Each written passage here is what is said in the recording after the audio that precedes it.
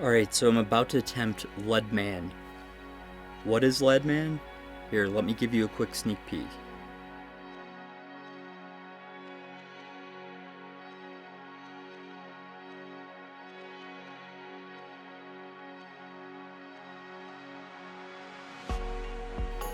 So this is attempting Leadman, episode 2. I have to do 5 different races. I have to do the Leadville Marathon, the Silver Rush 50, I'm going to do the run. You can do the bike or the run. The 100-mile bike, which is called the Race Across the Sky, and it's actually one of the most famous bike races in the world, followed by the 10K the next day, and then the 100-mile run to finish it off a week later.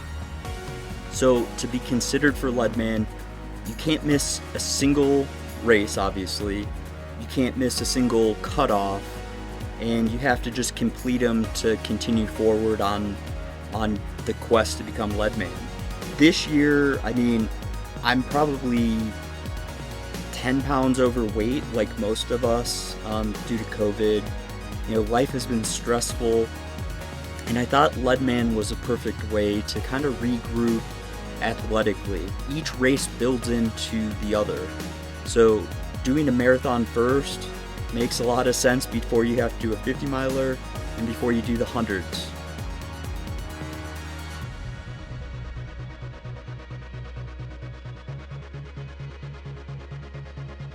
So it was the night before the race. I had everything laid out, ready to go. Tossing and turning out of maybe a little bit of anxiety going into this race, because it's been a while since I've done a race of this difficulty level.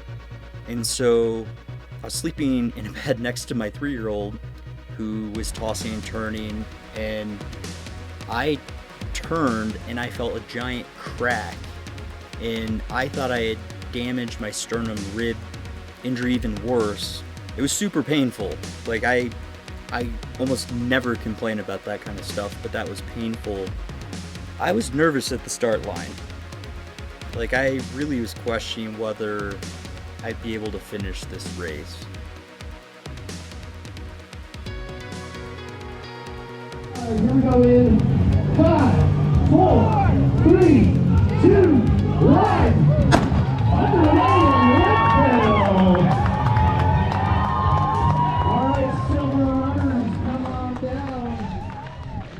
If we could just free ourselves of our perceived limitations and tap into our internal fire, the possibilities are endless. I'll tell you about it when it happened in the race, but to be honest with you, it happened even before the race. It happened in the training. Great cause. Oh, thanks. I respect that, man, so keep doing what you do, man. Keep inspiring. For all you kids out there, stay safe and stay strong. Hey everyone, it's the Train for Ultra podcast. Scott Jurek here. I was physically totally wrecked. I had nothing left. I figured I might as well move as quickly as possible towards the finish line if I was going to be moving towards it anyways. How do you even do that? Decided if I could, finish a 50-miler, I could probably run across the country. 100 miles is not that far.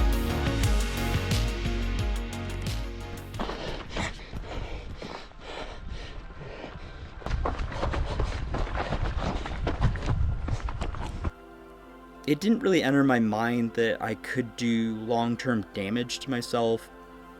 I talked to a few people, and it didn't sound like there was a high probability of long-term damage to my body. I'd be mostly using my legs, and I just had to be conservative. If I tripped on rocks and tried to catch myself, it would have been super painful. I would have probably had to drop. So I couldn't miss a single foot strike, and this is a course that's notoriously there's some sketchy rocks up at the top of Mosquito Pass. 13,200 feet. A lot less oxygen up there.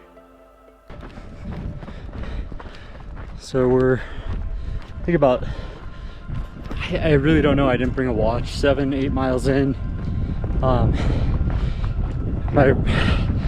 don't know, there's some races where you want to be friendly and talk, and other races you just want to put your head down and getting some miles. It's pretty painful, but it's actually not as painful as my test run on Monday, so.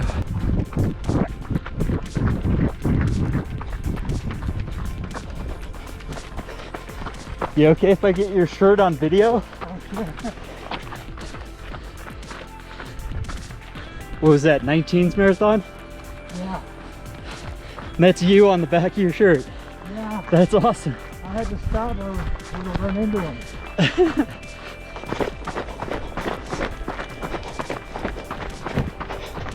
Alright, so I think now I'm actually about 10 miles in. And just trying to be conservative so I don't end my race with a fall on my rib cage. But feeling a little bit better. It's not super painful, and temperature's really helping right now.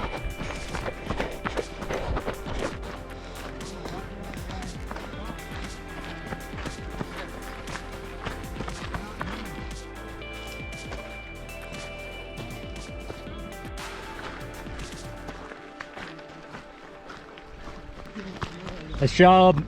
Nice job, Adam. It's the humbling part of the race. A few miles to the top. She just saw Brittany Charbonneau run by, and she looked pretty good.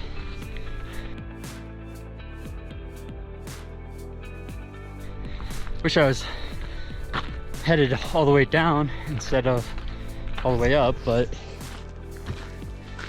I'm just about like 2 hours 45 minutes in apparently, and this is the hard part of the race. So, but I also was holding back enough to maybe make like running more difficult for myself, just because I wasn't having that leg turnover like I normally would, and that might have worked some muscles differently because that's not how I typically would run. Once we started climbing, it was brutal, as it always is. No matter how good a shape you're in, once you get above 12,000 feet, it's painfully difficult.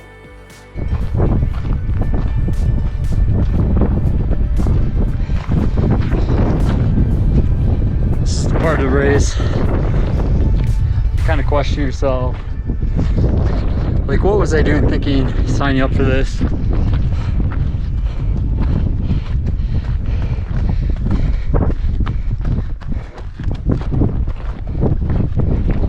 Absolutely beautiful though.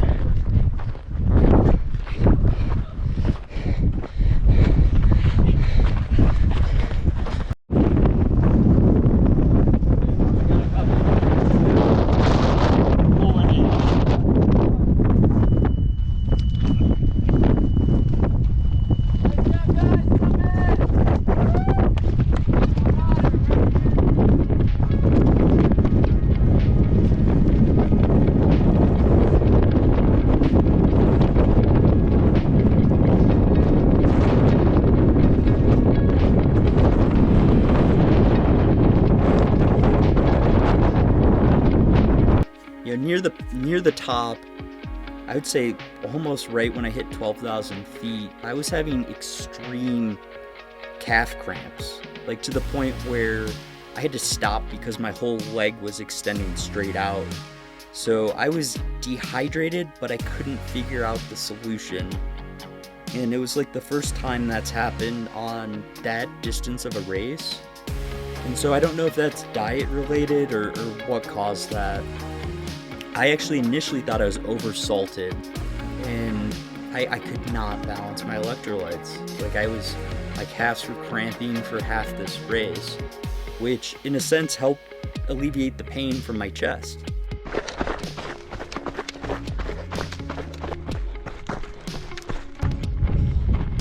Have about 2 miles to go. Really excited to finish with my kids. This has been super painful, but just had to get it done. But I just had the worst leg cramps of my life in my calves. Probably for 9 miles. like to the point where my legs would not, they just like straightened out. So about to run the last 2 miles in.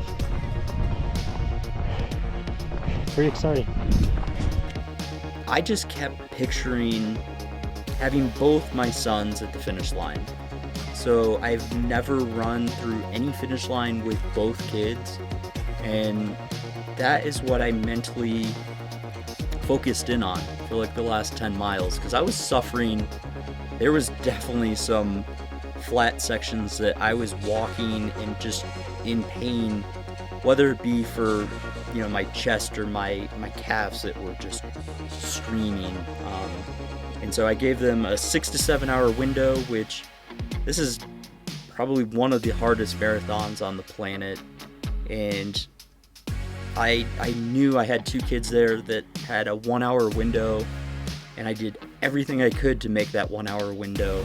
It was towards the end of it, but nonetheless, you know, it was very memorable, and I was very grateful to have my family there at the finish line. It was awesome.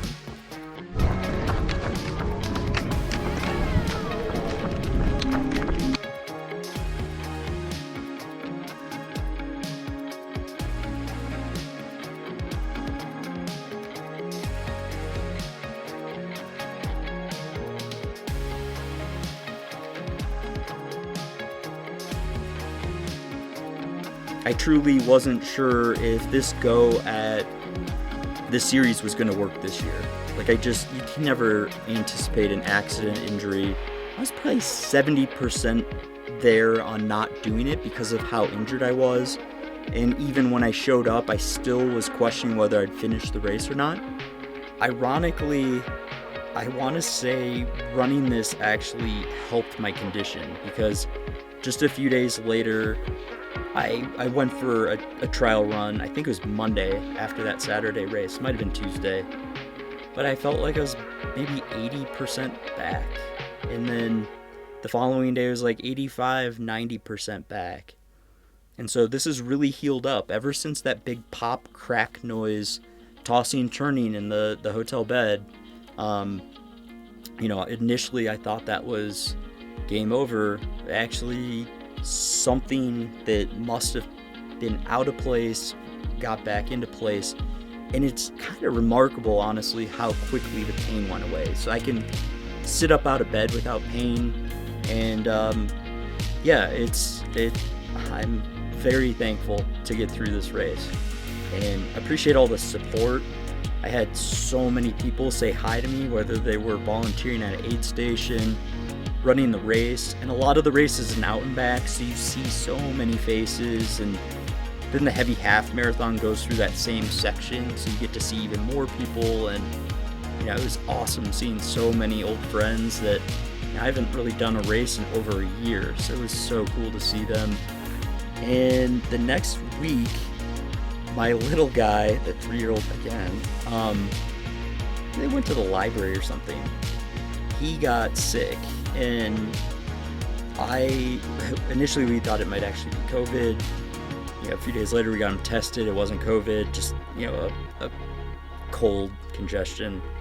Well, now my wife and I, if you can't hear it already, we got sick. So I'm now 2 weeks out from Silver Rush 50. I wanted to put in a giant weekend, not giant, but, you know, 10 miles back to back. Just really do some heart rate training and, you know, boost my confidence a little bit going into Silver Rush 50. And I haven't I haven't been out at all. So Leadman is difficult if you're in peak condition, no injuries, no sickness, and, you know, have plenty of time and low stress. Well, I don't really have any of those, but I do have the ability to hyper focus on getting something done and making my mind up to getting something done. And that's what I've done with Leadman. I'm going to give it everything I have in 2 weeks. I'll probably give you an update in another week or two, just to give you some pre-race thoughts and just really appreciate all the support. Thank you for subscribing to the YouTube channel. I know a lot of you did. Really, really appreciate that. And I'm trying to bring up my content quality. I want to, really give you insights into like what it's like to do Leadman, but then, I want to make it interesting and fun for you to follow along. So thanks for the support, and hope you enjoyed this episode. I'll have episode 3 out here in a few weeks. Take care.